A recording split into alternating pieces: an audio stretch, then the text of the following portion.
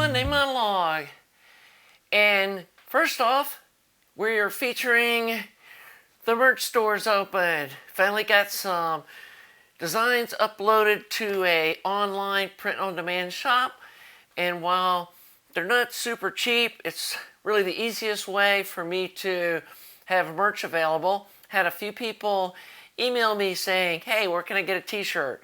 I love your little design logo thing. So got it uploaded, have a link in the description, go to my store. Do know that I only make a few bucks off each purchase, so it's not like I'm going to get rich off selling t-shirts like this, but it just didn't make sense for me to go out and spend hundreds of dollars having t-shirts printed up and then having to have all different sizes and deal with shipping them and all that mess when I had no idea what the demand was going to be, which I don't think is going to be huge. But they're really cool looking. I ordered one just to make sure that the quality's good. They print really nice. The lady sizes are a little on the small side, so make sure you maybe order one size up from what you normally get. Have them uploaded with a white logo for the darker colors or the black, so pick the one that looks good to you. Anyway, we may end up going with a different vendor in the future, but for now, this seems like a popular one that a lot of YouTubers are using. The next thing I want to talk about is, I know I've been back and forth kind of all over the map about like what I want to do. If I want to sell, do I want to sell amplifiers? Do I want to sell preamps? Do I want to sell, assembled products? Do I want to sell kits? Do I want to do nothing except just a YouTube channel?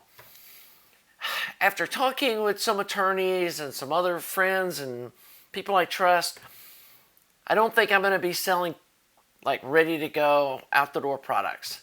Between the liability of selling something that's got super high voltage inside it, then having to go through the process of trying to get them UL listed, which is a whole nother can of worms, or the liability of, let's say somebody leaves one of these things on and then goes on vacation for 2 weeks and comes home and their house is burned down.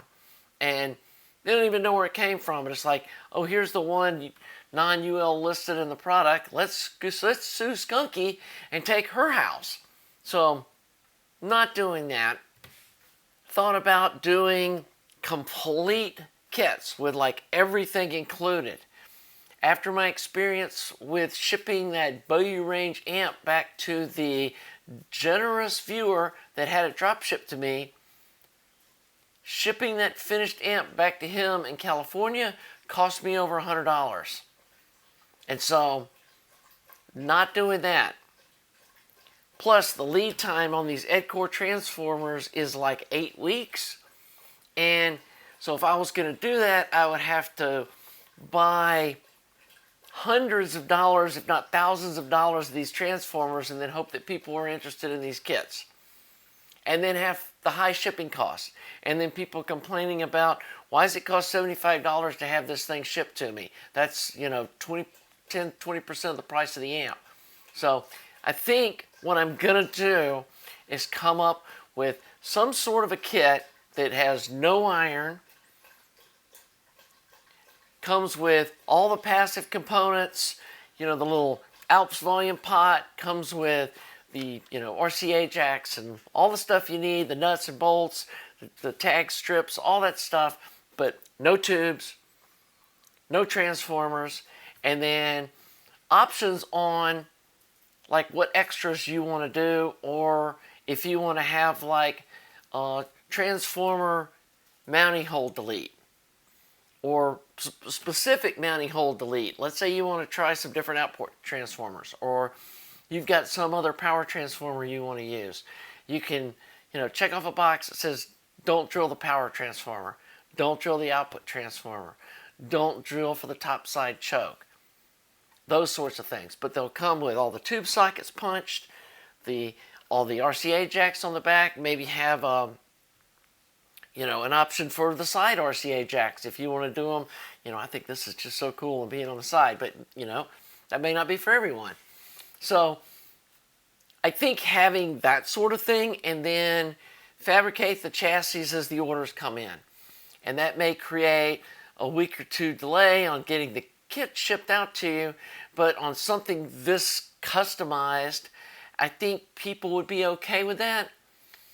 And I think that's something that's doable, where I can do this chassis work that some of y'all seem to be intimidated by, and then you can still build the kit. But then since you're building the kit, if something happens or you do something dumb and electrocute yourself, that's not on me.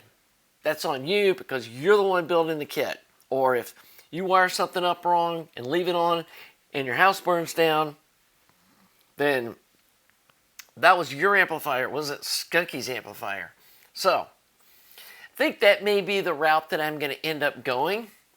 And let me know in the comments what you think about that. If you'd be interested in a kind of a bare bones kit, and then you order your transformers and your tubes and that sort of thing, and then maybe have like an optional dress up kit to go with the amp that would come with like the volume knob and the little tube rings and the little logo badge and stuff that would be on top of like the bare bones kit.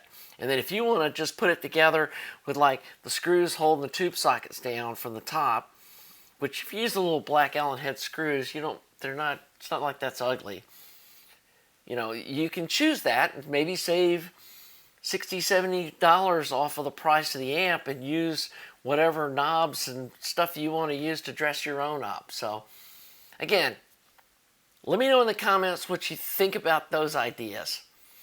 And finally, I'm excited to get going back on this 6SQ7 amp. We're going to upload a video soon about that.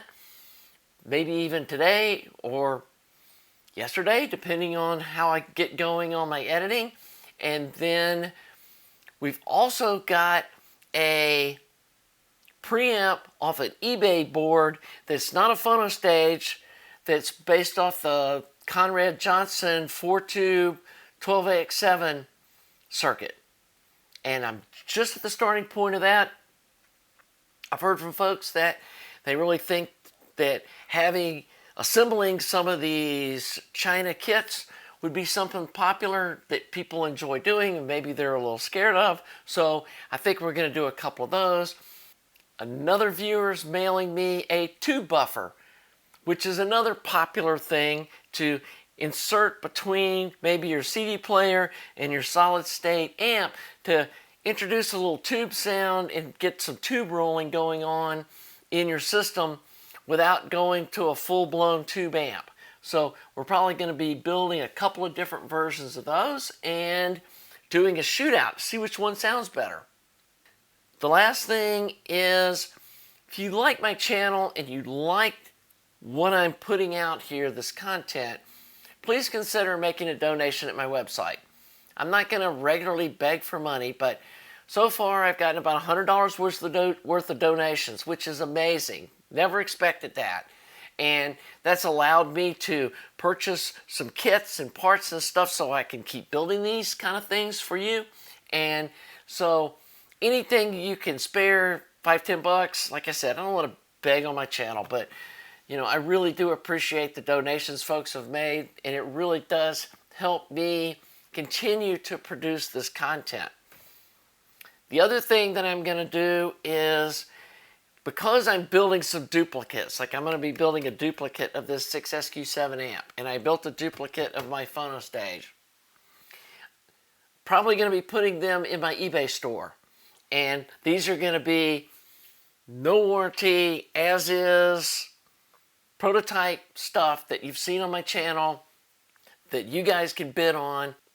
Anyway, hope you like the channel. If you do, please subscribe, like the video, and I'll see you next week for the Monday Monologue.